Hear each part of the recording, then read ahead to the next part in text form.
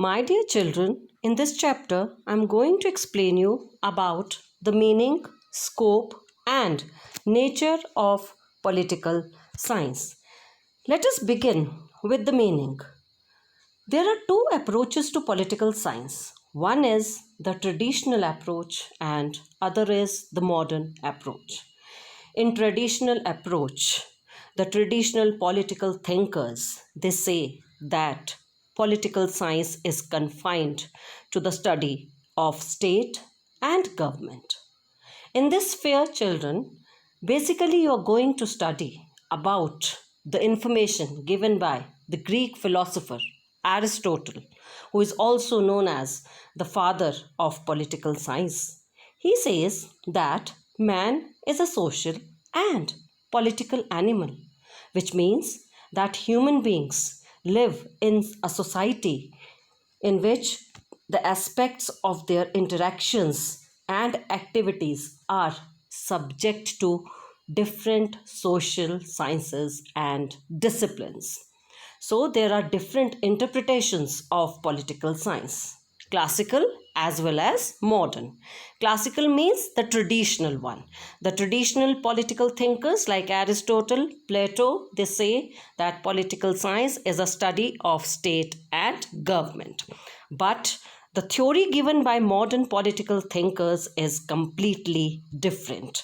The modern political thinkers, they say that political science is something beyond the study of state and government, because they say that in political science, politics is the main subject to study. So, political science can be replaced by politics and politics can be replaced by political science. Political science comprises of two words, politics plus science. Politics, which means polis. Polis is a Greek word which means a city state. City states were there in the olden times. Political science deals with the systematic study of state and government. Actually, according to the traditional thinkers, it is a value based study. Like Plato, who is another political thinker, he said that state should be an ideal state. You know what is an ideal state? An ideal state is one which looks towards the welfare of the people. That is an ideal state, where the king is ideal and there is natural law which prevails in an ideal state. So the traditional thinkers, they give value to an ideal state. Now, let us come to that political science and politics, whether they are two different things or not. See, again, there are two different point of views according to the traditional thinkers and the modern political thinkers. The traditional thinkers, they say that there is a difference between politics and political science. They are two different things. Why? So they have given some of the arguments in favor of this, that politics and political science, they are different. Politics is concerned with the day-to-day actual activities of the government. Political science seeks to study and explain the theory of the fundamental principles, origin, nature, scope, and powers of state and government. Second thing is, politics means the actual behavior of politics. What is that? That political activities which actually take place in society. Against it, political science is a social science which studies state and government. Then again, politics is a practical activity, whereas political science involves an academic exercise involving the study of the state and government. Politics differs from state to state, and within each state from time to time, the principles of politics science are universal. They don't change. See, what political science as a theory, as a theoretical subject we study in India, same is taught in other countries. So as a subject, it is same, it is universal, but politics differs from nation to nation. So politics in India and Britain is different, but the theory of political science is very similar. Whereas each one of us is involved in politics in one way or the other, isn't it? We are involved, like we cast vote, we give our vote, on the basis of universal adult franchise. Then sometimes some of the people, they take part in the elections. So we actually participate in the political processes of the country. But it is not necessary that everybody is studying political science. Political science is studied only by the students of social discipline. So on the contrary, that is also not necessary that every politician has studied political science. So the difference between politics and political science is reflected by the fact that politician can take part in politics even without studying political science. Vice versa, that a student of political science may or may not take an active part in politics. But let me tell you, children, the definition given by modern thinkers is completely different. They say that in political science, the major area of study, of research, is politics. Hence, political science and politics are more or less the same. Now, let us come to the scope of political science. Children, there is a lot of scope in political science. You study 5 dimensions in political science. These 5 dimensions are political theory, comparative politics, international relations, public administration, political economy. So these are the 5 dimensions of political science. Let me start with the first dimension, that is political theory. Is the first and the foremost dimension of political science. Why? Because the study of politics always begins with the study of political theory and political thoughts. The scope of political theory extends to the study of a large number of traditional as well as modern concepts, approaches, and theories.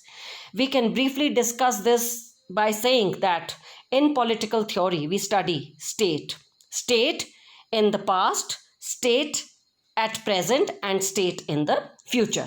Similarly, we study government in this political theory. Government in the past, government at present, and government in the future.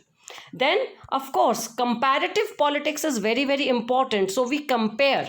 Study of comparative politics and the constitutions is very important in political theory. That is very important part of it. Then you study about political dynamics or the comparative politics in this.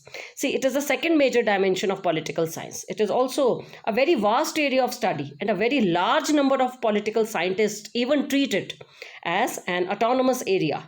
It can be studied as a single subject of research within the broad ambit of political science, because comparative politics has a lot of scope. Then, of course, we study international relations, very important part of political science. International relations constitutes a very major area of the scope.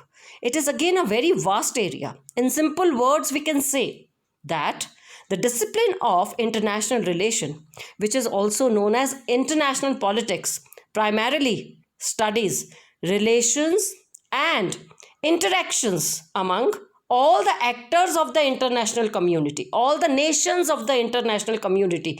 Even this involves the NGOs, okay, that non-governmental institutions are also involved in this. And then, of course, national interest, national power, they are the important aspects of international relations. Now, children, there are actually 4 elements of state. A state to be called as a state. What do we need? Why a state should be called a state? A state is called a state when it comprises of people, it has territory, government, and sovereignty. See, without people, we cannot call state a state. There need to be population, no matter the population is big or small. There are countries in the world which have a large population, and also the countries with a small population. Then a definite territorial area is very, very important.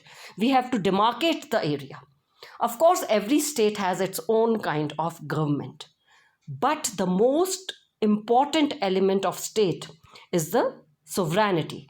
See, before 1947, India was not a sovereign country because it was under the subjugation of the Britishers. India only became a sovereign country when it attained freedom on 15th August 1947. So, sovereignty is the most important element of the state. A state needed to be called a state when it is a sovereign state. That means when it is free from any kind of foreign control. Then children, there are two aspects, or we can say two dimensions of sovereignty. One is internal sovereignty, another one is external. Internal means that I'm giving you the example of India. No other country has an authority to interfere in the internal matters of India. And also, India is free to frame its foreign policy. That is, it is free from any kind of foreign control. So, India is completely sovereign country. So, this was all about the nature, the scope, and the meaning of political science. As I told you, that the political thinkers, they say that state is an ideal state. That means it is a welfare state. Nowadays, in the contemporary times, most of the states are ideal states. Why? Because they look towards the welfare of the people, which is very, very important. That was all about this, children. This was quite very interesting.